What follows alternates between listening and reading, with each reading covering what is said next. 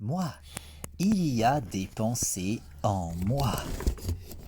Mais moi, je ne pense pas, car je ne décide pas des pensées qui s'imposent en moi.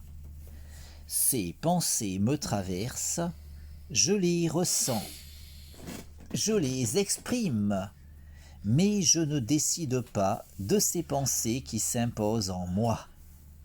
Ces pensées que je ne choisis pas. Ces pensées dont je ne suis pas l'auteur, ces pensées qui me traversent, en me donnant conscience du concept de l'absolu, parce qu'elles émergent de l'absolu, et parce que l'absolu est. L'absolu est, il est l'être. L'absolu est nécessairement immuable et autosuffisant. Il est la conscience absolue qui pense tout, qui pense le tout. La conscience absolue qui est l'être et qui pense l'existence, qui pense l'illusion du réel, qui pense mon existence, qui me pense moi. Moi, je ne pense pas et je ne suis pas, car je n'existe qu'en tant que pensée de la conscience absolue. La conscience absolue qui est l'être et qui pense l'existence, qui pense l'illusion du réel, qui pense mon existence, qui me pense moi, et qui pense les pensées qui s'imposent en moi. Ces pensées que je ne choisis pas, ces pensées dont je ne suis pas l'auteur, ces pensées qui me traversent en me donnant conscience de l'absolu parce qu'elles sont pensées par la conscience absolue. La conscience absolue qui est l'être. La conscience absolue qui est immuable et autosuffisante. La conscience absolue qui est l'être et qui pense instantanément toute l'histoire de l'existence. La conscience absolue qui pense instantanément toute l'histoire cosmique, tout cet enchaînement causal qui s'écrit rationnellement, tout cette suite de causes et d'effets qui s'articule logiquement, toute la causalité qui s'organise suivant cette logique fondamentale qu'est la raison. Cette logique absolue qui transcende tout. La raison qui est dans les rouages de tout. La raison qui détermine absolument tout, de l'origine jusqu'à l'aboutissement, de l'infiniment grand jusqu'à l'infiniment petit, en passant par ma conscience, la raison qui est cause de tout et cause du tout, la raison qui est absolue, immuable et autosuffisante, la raison qui est l'absolu, la conscience absolue qui pense tout, qui pense le tout. La conscience absolue qui est l'être et qui pense l'existence, qui pense l'illusion du réel, qui pense mon existence, qui me pense moi et qui pense ma conscience, me donnant accès à la connaissance, puisque tout provient de la raison et parce que ma conscience peut entendre la raison.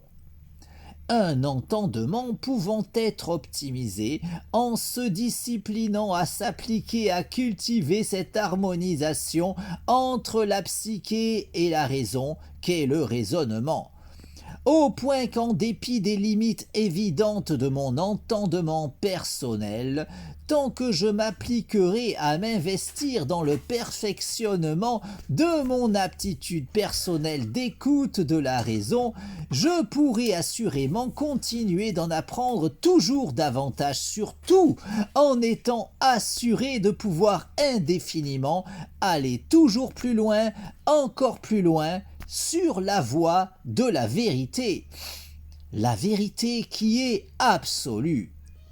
Validant de la sorte toutes les vérités relatives de l'existence qui participent de cet absolu, qui est l'être, qui est le tout, qui est la vérité, qui est la raison.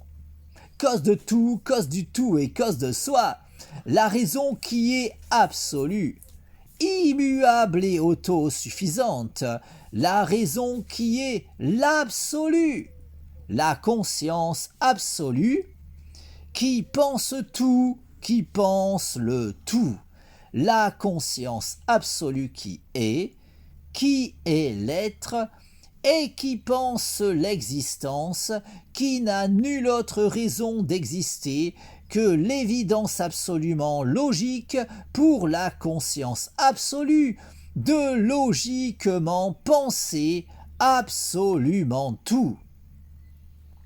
Au point de pouvoir, en dépit de l'immuabilité de son identité, vivre malgré tout toutes les expériences à travers toutes celles qui auront été vécues durant toute la durée de l'histoire cosmique, logiquement pensée instantanément dans son intégralité par la conscience absolue, qui appréhendera également parallèlement en toute logique toutes les variations logiquement possibles de l'enchaînement causal, en pensant évidemment instantanément autant de réalités alternatives dans l'immuabilité de son identité.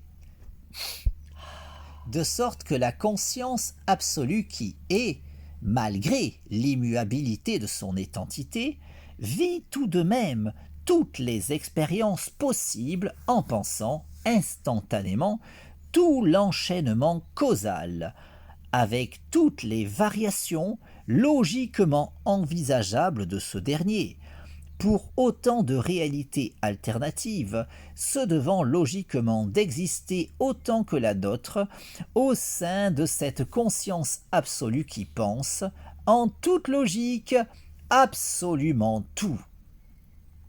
De l'origine jusqu'à l'aboutissement, de l'infiniment grand jusqu'à l'infiniment petit, en passant par ma propre existence, tout en pensant, évidemment, les pensées traversant ma conscience.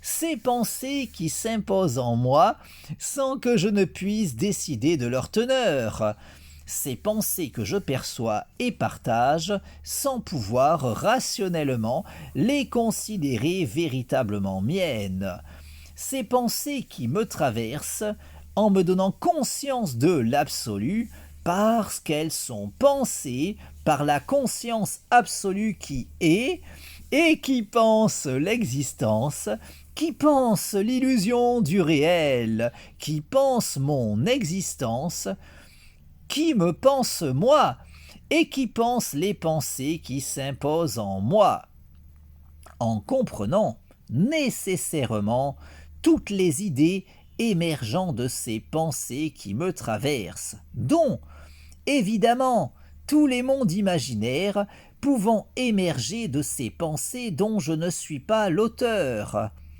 Autant de mondes qui ne doivent leur existence, fût-elle uniquement dans ces pensées s'imposant en ma psyché, qu'en raison de l'évidence absolue de devoir logiquement exister dans la conscience absolue.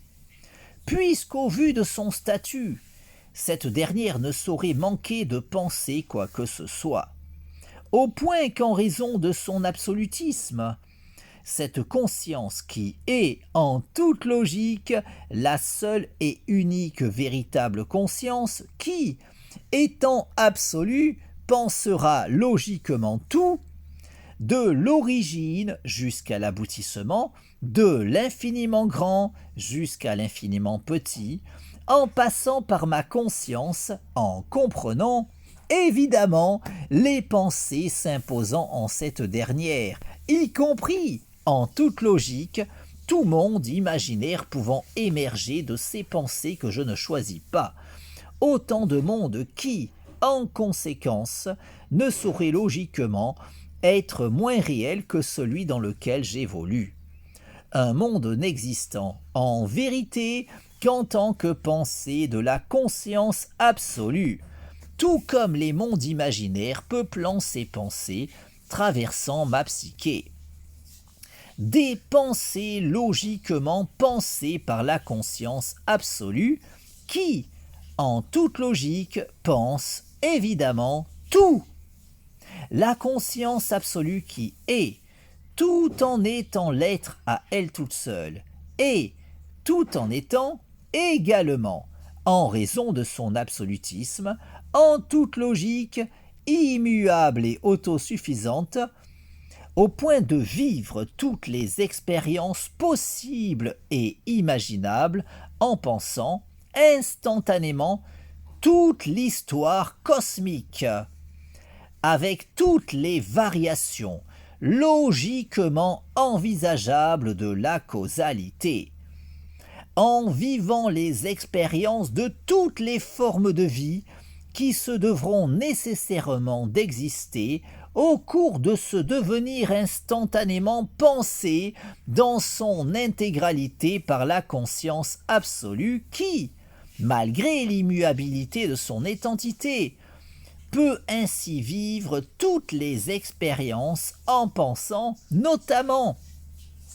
les vies de tout un chacun d'entre nous, tout en pensant autant de mondes imaginaires qu'il aura pu en émerger d'autant de psychés au cours de l'histoire cosmique, légitimant l'existence de notre univers, tout comme les innombrables réalités alternatives de ce dernier, logiquement légitimées par les lois de la probabilité, ainsi qu'autant de mondes imaginaires qui auront émergé d'autant de psychés à travers le temps. Un tout n'existant qu'en tant que pensée de la conscience absolue qui, étant l'être à elle toute seule, tout en étant, logiquement, en raison de son absolutisme, immuable et autosuffisante, au point qu'en tant que conscience absolue, nécessairement immuable et autosuffisante, la conscience absolue qui est, pense forcément, instantanément, toute l'histoire de l'existence.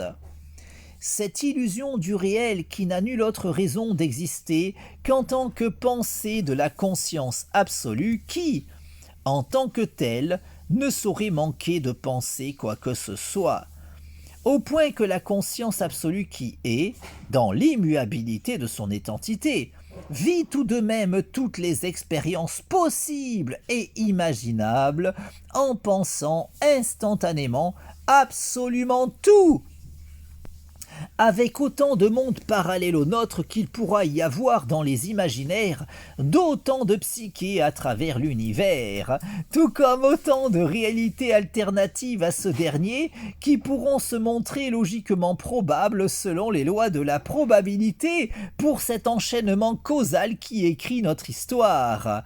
Une causalité totalement structurée sur la raison.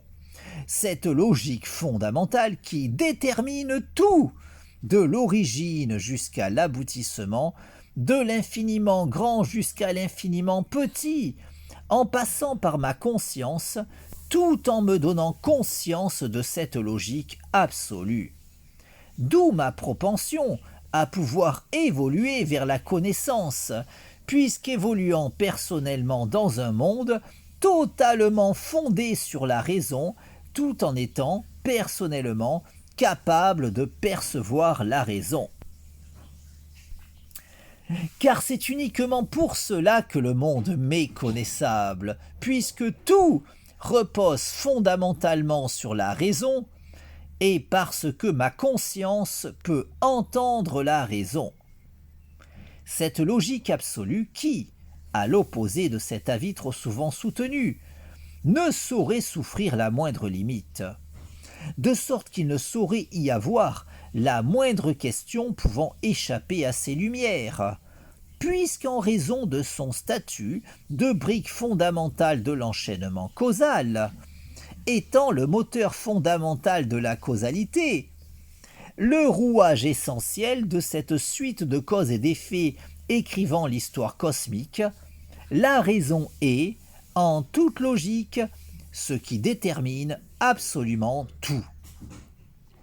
Et ce, sans le moindre intermédiaire véritable, puisqu'elle détermine absolument tout, au point qu'elle ne saurait ignorer quoi que ce soit, pas même les raisons du cœur, même si l'on peinera davantage à aiguiser notre perception de la logique absolue lorsqu'on voudra employer cette dernière afin de saisir ce qu'il pourra sembler y avoir de plus intime selon tout un chacun en tout un chacun d'entre nous.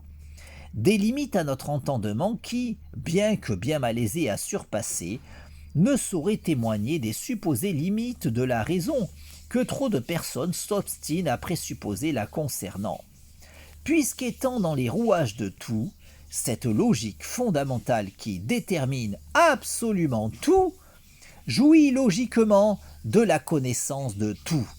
La connaissance du tout, la connaissance de soi, puisqu'étant le tout, tout en étant, en raison de son absolutisme, cause de tout, cause du tout et cause de soi, au point qu'elle ne saurait ignorer quoi que ce soit dans le tout, quand bien même notre perception de la raison pourrait se montrer bien plus difficilement optimisable lorsqu'il nous importera d'employer la logique absolue pour nous éclairer sur les questions concernant ce que l'on considère comme fondamentalement particulièrement intime nous concernant, même si, en raison de la nature de la raison, étant donné que cette dernière détermine absolument tout, tout comme en raison de la raison de notre capacité à connaître le monde, tout comme à optimiser notre connaissance concernant ce dernier, puisqu'alors qu'il aurait pu nous être totalement étranger,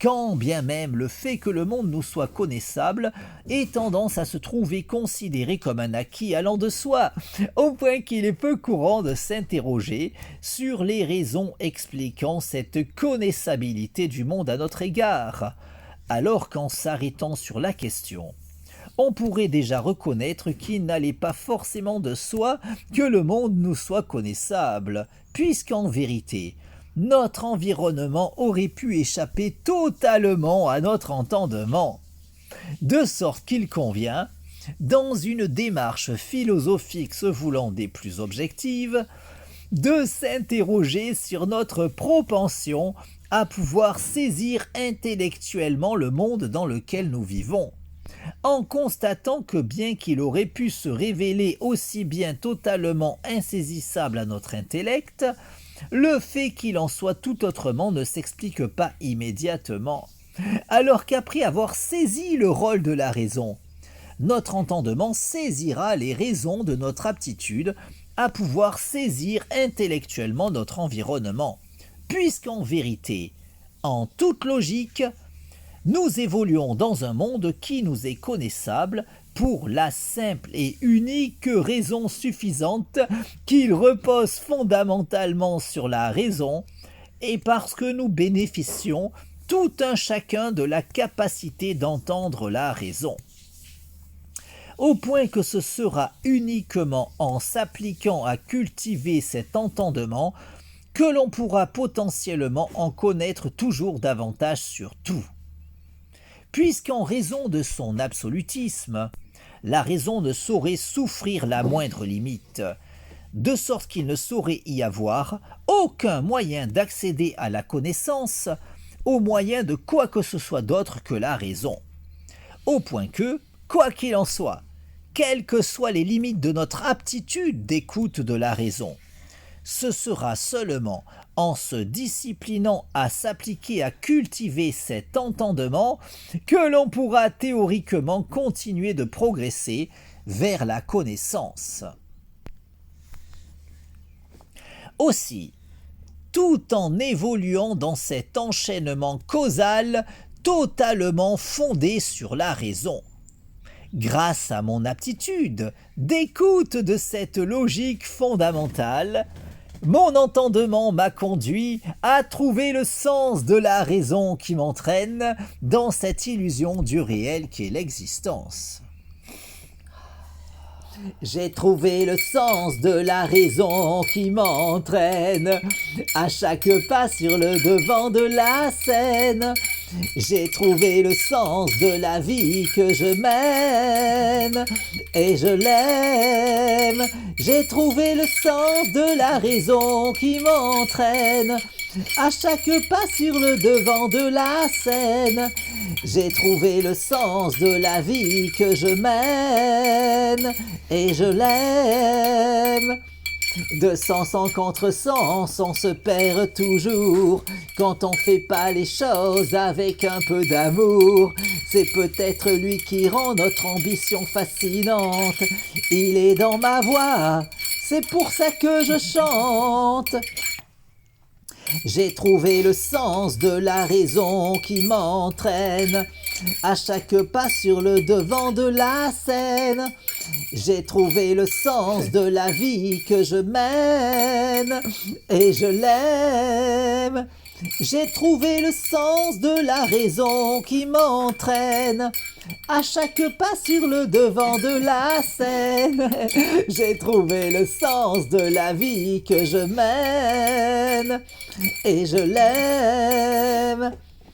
Même dans le ciel qui se voile, il y a toujours une étoile qui scintille et nous guide sur le chemin de nos rêves. Et quand on y croit, un nouveau jour se lève. J'ai trouvé le sens de la raison qui m'entraîne à chaque pas sur le devant de la scène. J'ai trouvé le sens de la vie que je mène et je l'aime. J'ai trouvé le sens de la raison qui m'entraîne à chaque pas sur le devant de la scène. J'ai saisi le sens de la vie que je mène et je l'aime.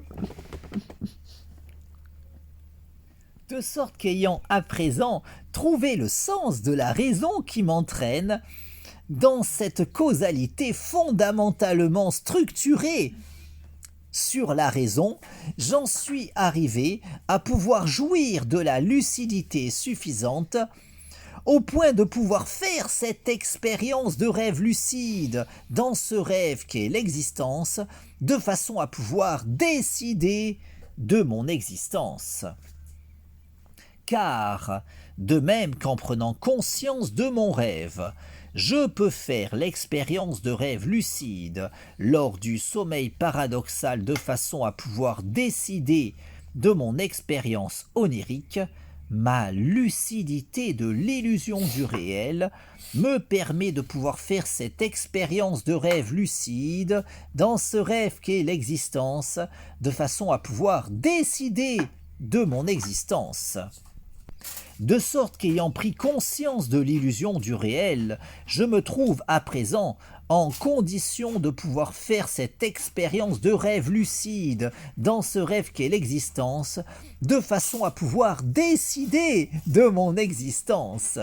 Puisqu'étant à présent suffisamment conscient de ma véritable situation dans le tout, ayant pleinement conscience de participer à une sorte de rêve partagé avec tout un chacun, me permet, grâce à cette lucidité acquise au bout de tant d'années de réflexion philosophique, tant de temps consacré à ces travaux qui allaient me conduire à développer ma théorie du tout, puisqu'étant à présent aussi lucide de ce rêve qu'est l'existence, que je peux l'être de cet autre niveau de rêve, davantage communément reconnu en tant que tel, je me trouve par conséquent en situation de pouvoir faire l'expérience de rêves lucides autant durant mes aventures oniriques qu'au cours de mes expériences de vie dans cet autre niveau de rêve communément considéré comme évidemment plus réel que les illusions des songes quand, en vérité, au vu de la raison, cette soi-disant évidence relève tellement de la pure subjectivité émotionnelle que j'en suis arrivé, en prêtant autant l'oreille à la voix de la raison, à me trouver entraîné dans ce cheminement rationnel qui allait me conduire à démontrer que tout n'est qu'illusion dans le tout. Une démonstration rationnelle qui allait, en conséquence, me convaincre que mes expériences communes dans la soi-disant vie réelle ne sauraient davantage relever du réel qu'aucune de celles que je pourrais expérimenter en songe, au point de me mener à cette véritable évidence objective, me permettant d'affirmer qu'en raison de cette capacité reconnue de pouvoir contrôler son rêve lorsqu'on en arrive à avoir conscience de sa condition de rêveur, une prise de conscience permettant de pouvoir décider de son rêve en faisant ce que l'on appelle l'expérience de rêve lucide, un contrôle de son devenir qui par conséquent ne saurait logiquement se limiter théoriquement aux expériences vécues durant le sommeil paradoxal, puisque celle que l'on peut vivre dans la soi-disant vie réelle ne saurait, au regard de cette démarche rationnelle que je partage dans ces lignes, mériter d'être considérée plus réelle que les expériences oniriques, au point qu'en conséquence, puisque tout ne relève que de l'illusion dans le tout, nos expériences dans la soi-disant vie réelle n'étant rationnellement parlant pas plus réelles que ces illusions que l'on pourra vivre dans nos songes, tout n'étant que rêve dans le tout, de sorte qu'il ne saurait y avoir de raison que cette expérience de rêve lucide permettant de prendre le contrôle de son rêve se limite à ce niveau de rêve expérimenté lors du sommeil paradoxal, puisqu'en toute logique, si la prise de conscience de son statut de rêveur durant l'expérience onirique permet de pouvoir contrôler son rêve au moyen de cette fameuse expérience de rêve lucide, cette prise de contrôle de son devenir personnel est forcément également faisable en théorie, aussi bien dans ce niveau de rêve qu'est la soi-disant vie réelle qu'au cours des expériences que l'on pourra vivre lors du sommeil paradoxal. De sorte que tout n'étant qu'affaire de niveau de rêve dans le tout, et ayant à présent pris conscience de ma condition de rêveur, cette lucidité dont je jouis à présent me permet par conséquent de pouvoir maîtriser mon devenir dans le tout, en faisant l'expérience de rêve lucide dans ce rêve qu'est l'existence, au point de pouvoir décider de mon existence. Une prise de conscience de la véritable nature de l'existence qui m'a conduit à avoir suffisamment de raison de me discipliner au quotidien à cultiver toujours davantage cette lucidité, afin de pouvoir maîtriser toujours davantage ma condition personnelle dans ce rêve qu'est l'illusion du réel, en m'appliquant quotidiennement non seulement à entretenir ma conscience concernant la véritable nature de la réalité, mais aussi et surtout à méditer au quotidien autant que faire se peut sur le tout, de façon à pouvoir toujours davantage gagner en lucidité, au point de pouvoir toujours davantage m'harmoniser avec le tout. Des méditations dans les deux sens du terme. En méditant sur ma théorie du tout, en réfléchissant sur cette dernière, en n'ayant de cesse de rejouer le raisonnement m'ayant mené à développer cette interprétation théorique concernant l'existence. Une discipline visant non pas à me conduire à développer une foi inébranlable en ma théorie, d'autant qu'aucune démarche théorique ne saurait se fonder sur la foi, puisqu'ayant conscience que croire n'est pas savoir, et étant donné que le théoricien vise évidemment non pas la croyance, mais en vérité le savoir, ma démarche quotidienne concernant l'optimisation de ma lucidité à propos de l'illusion du réel en rejouant sans cesse le raisonnement fondateur m'ayant conduit à soutenir cette thèse au sujet de la véritable nature de la réalité, plutôt que de viser à m'endoctriner à une foi en cette doctrine que je soutiens en tant que philosophe, n'a d'autre fin en vérité que de me rappeler suffisamment souvent l'enchaînement rationnel démontrant le schéma théorique soutenu par ma doctrine philosophique, afin de pouvoir l'aborder autant que faire se peut toujours plus objectivement. Une discipline visant ainsi en vérité non pas à s'imposer une foi en l'illusion du réel, mais plutôt à s'affranchir de cette foi que l'on a nécessairement tout un chacun en la réalité de notre environnement.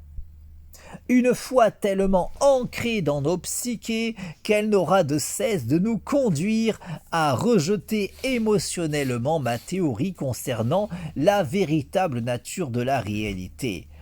Au point que ce schéma théorique que je défends, plutôt que de se trouver mis à mal par des objections rationnelles avancées par quelques-uns de mes confrères philosophes, subira davantage le rejet émotionnel naturel de tout un chacun induit par cette foi naturelle en la réalité de notre environnement. Cette foi si émotionnellement ancrée dans nos psychés au point de nous conduire naturellement à considérer ce ressenti conduisant tout un chacun à reconnaître émotionnellement la réalité de l'existence comme une évidence prétendument rationnelle, tout en rejetant émotionnellement cette théorie si contre-intuitive que je soutiens. Un rejet émotionnel relevant de la foi en la réalité de l'existence si commun en tout un chacun que, tout en étant le père de cette théorie du tout que je soutiens, mon ressenti émotionnel continue d'avoir tendance à me conduire à trouver ma thèse concernant l'illusion du réel si contre-intuitive qu'à moins de me discipliner quotidiennement à opposer mes émotions à la raison, en l'occurrence en ayant de cesse de rejouer au quotidien le raisonnement m'ayant mené à développer ce schéma de pensée, une discipline sans laquelle la foi en moi aura tellement naturellement tendance à prendre le dessus sur le souvenir même de la démarche rationnelle à l'origine de la conception théorique que je soutiens en tant que philosophe au sujet de l'existence, au point que, même en tant que père de cette théorie du tout, cette dernière aurait tellement tendance à m'apparaître émotionnellement contre-intuitive qu'en cessant de me discipliner autant à opposer mon raisonnement à mes émotions, je pourrais finir par croire en la réalité de mon environnement, tout en considérant cette croyance comme une évidence relevant d'une démarche rationnelle, au point d'en arriver à considérer ma théorie du tout comme une élucubration irrationnelle relevant de la foi. Alors qu'en vérité, c'est davantage le ressenti émotionnel que l'on a tendance à avoir tout un chacun au sujet de l'existence qui relève de la foi, quand ma théorie à propos de l'illusion du réel repose fondamentalement sur une démarche rationnelle. D'où la nécessité de m'imposer cette fameuse discipline méditative quotidienne.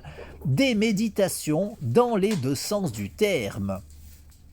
En méditant sur ma théorie du tout, en réfléchissant sur cette dernière, en rejouant le raisonnement fondateur de ma doctrine philosophique, afin, à moins d'en arriver par malheur à le contrer rationnellement, de toujours davantage le confirmer, comme la preuve en mathématiques, en travaillant par ailleurs à le préciser toujours davantage, au point de pouvoir toujours davantage optimiser ma conscience concernant la véritable nature de l'existence, en méditant sur le tout, en rejouant sans cesse mon raisonnement afin de pouvoir toujours davantage gagner en lucidité, au point de pouvoir devenir toujours plus lucide de l'illusion du réel, pour pouvoir toujours davantage maîtriser ma condition dans ce rêve qu'est l'existence, en méditant sur le tout,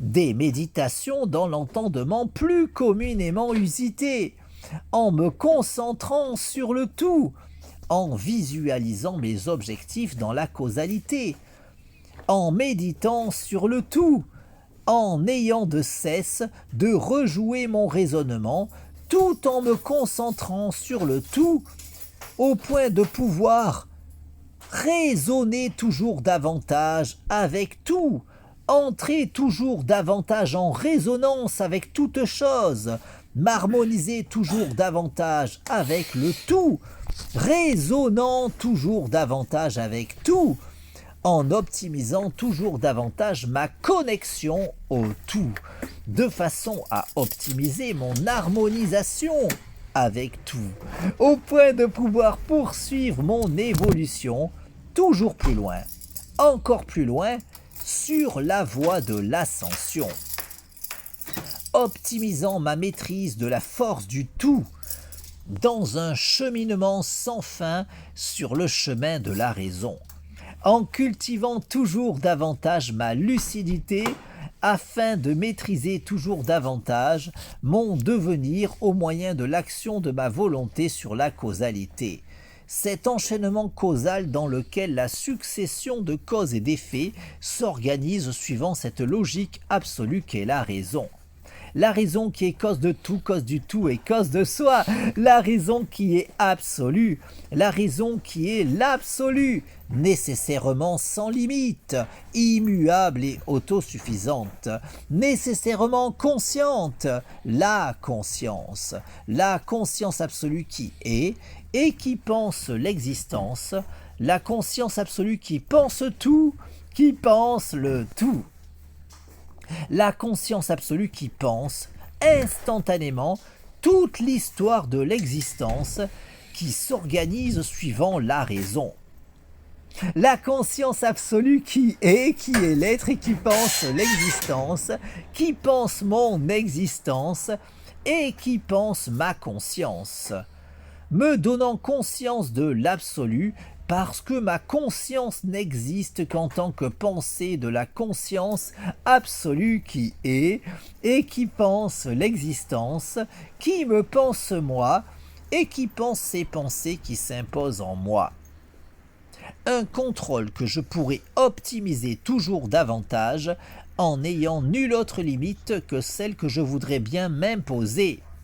Une maîtrise que je pourrais développer toujours davantage en cultivant toujours davantage ma lucidité, au point d'optimiser toujours davantage mon expérience de rêve lucide dans ce rêve qu'est l'illusion du réel, en allant toujours plus loin, encore plus loin, sur la voie de l'éveil vers l'absolu, en harmonie avec le tout.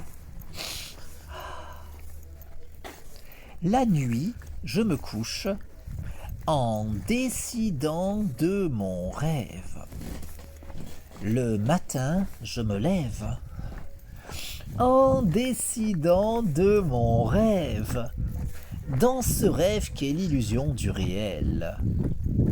La nuit, je m'endors en décidant de mon rêve. Le matin, je m'éveille en décidant de mon rêve. J'ai conscience de l'illusion du réel. Je peux faire l'expérience de rêve lucide dans ce rêve qu'est l'existence. J'ai conscience de n'être qu'une illusion, dans ce rêve qu'est l'illusion du réel. J'ai conscience de cette illusion qu'est ma vie. J'ai conscience de cette illusion qu'est mon corps. J'ai conscience de cette illusion qu'est ma conscience. Ma conscience peut faire l'expérience de rêve lucide dans ce rêve qu'est l'existence. Ma conscience peut décider de sa sérénité. Je décide de jouir de la paix en moi, la sérénité dans mon esprit, l'harmonie en moi, mon harmonie corps-esprit, mon harmonie avec toute chose, mon harmonie avec tout, mon harmonie avec le tout. Je décide de provoquer l'alchimie en moi. L'alchimie dans ma vie, l'alchimie dans mon corps, l'alchimie dans mon esprit, l'alchimie dans mon corps-esprit, l'alchimie dans le cours de ma vie, l'alchimie dans mon existence, l'alchimie dans l'orientation de mon existence. Je décide de cette illusion qu'est ma vie, je décide de cette illusion qu'est mon corps, je décide de cette illusion qu'est mon esprit, je décide de cette illusion qu'est mon corps-esprit.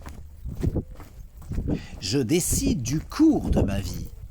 Je décide d'orienter ma vie selon ma volonté. Dans ce rêve qu'est l'existence, je décide de vivre la vie de mes rêves. Dans ce rêve qu'est l'illusion du réel, je décide de l'orientation de mon existence. Ma lucidité de l'illusion du réel me permet de pouvoir faire cette expérience de rêve lucide dans ce rêve qu'est l'existence, de façon à pouvoir décider de mon existence. La nuit, je me couche en décidant de mon rêve. Le matin, je me lève en décidant de mon rêve, dans ce rêve qu'est l'illusion du réel.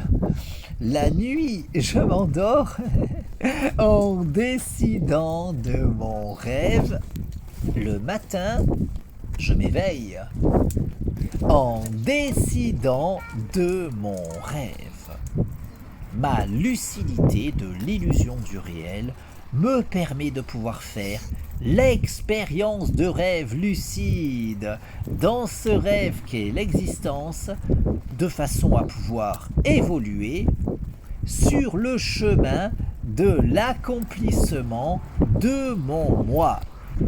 Car davantage je cultiverai ma lucidité, davantage je pourrai aller plus loin, toujours plus loin, n'ayant nulle autre limite que celle que je m'imposerai. De sorte qu'en cultivant toujours davantage ma lucidité, je pourrai toujours davantage poursuivre mon cheminement sur la voie de l'ascension de mon moi. La nuit, je me couche en décidant de mon rêve. Le matin, je me lève en décidant de mon rêve. Dans ce rêve qu'est l'illusion du réel. La nuit, je m'endors en décidant de mon rêve. Le matin, je me réveille en décidant de mon rêve. La nuit, je me couche en décidant de mon rêve. Le matin, je me lève en décidant de mon rêve. Dans ce rêve qu'est l'illusion du réel. La nuit, je m'endors En décidant de mon rêve, le matin je m'éveille.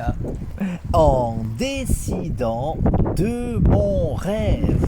Ah ouah. Ma lucidité de l'illusion du réel me permet de pouvoir faire l'expérience de rêve lucide. Dans ce rêve qu'est l'existence, de façon à pouvoir décider de mon existence. Je décide de cette illusion qu'est ma vie, je décide de cette illusion qu'est mon corps, je décide de cette illusion qu'est mon esprit, je décide de cette illusion qu'est mon corps-esprit. Je décide de jouir d'une santé optimale. Je décide de jouir d'un corps en bonne santé. Je décide de jouir d'une santé optimale corps-esprit. Je décide de jouir d'une jeunesse éternelle. Je décide de vivre éternellement. Je décide de vivre éternellement en jouissant d'une jeunesse éternelle et d'une santé optimale corps-esprit. Quand j'aurai 127 ans, à l'an 2100. Quand j'aurai 127 ans, à l'an 2100. Quand j'aurai 127 ans, à l'an 2100. Quand j'aurai 127 ans, à l'an 2100. Quand j'aurai 127 ans, à l'an 2100. Quand j'aurai 127 ans, à l'an 2100. Quand j'aurai 127 ans, à l'an 2100. Quand j'aurai 127 ans, à l'an 2100. À l'an 2100, j'aurai 127 ans, sans aucune marque du poids des ans. À l'an 2100. À l'an 2100, j'aurai 127 ans et j'aurai toujours toutes mes dents. À l'an 2100. Quand j'aurai 127 ans, à l'an 2100. Quand j'aurai 127 ans, à l'an 2100. Quand j'aurai 127 ans, à l'an 2100. Quand j'aurai 127 ans, à l'an 2100. Quand j'aurai 127 ans, à l'an 2100. Quand j'aurai 127 ans, à l'an 2100. Quand j'aurai 127 ans, à l'an 2100. Quand j'aurai 127 ans, à l'an 2100. À l'an 2100, j'aurai 127 ans et je n'aurai pas un seul cheveu blanc. À l'an 2100. À l'an 2100, j'aurai 127 ans et j'aurai l'air d'avoir 20 ans. À l'an 2100.